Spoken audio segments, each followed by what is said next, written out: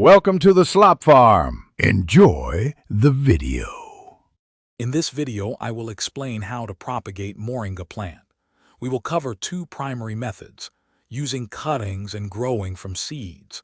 Both approaches are effective, but they offer different advantages depending on your goals.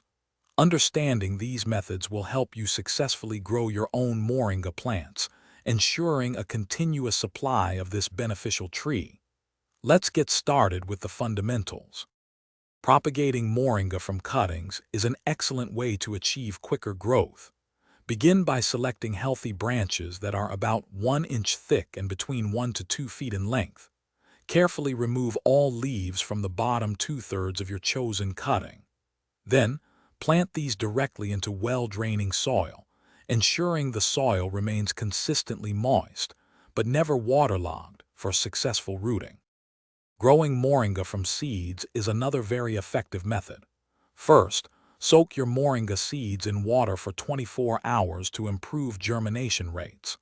Next, plant them about 1 inch deep, either in a seed tray or directly into your garden bed. Ensure you space the seeds at least 6 inches apart to give them room to thrive.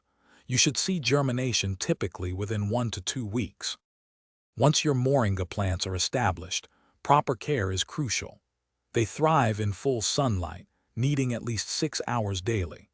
Water young plants regularly to help them develop a robust root system, but always ensure good drainage to prevent root rot.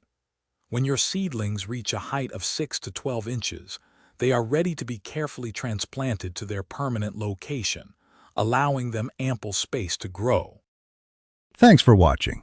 Consider subscribing if we helped you today.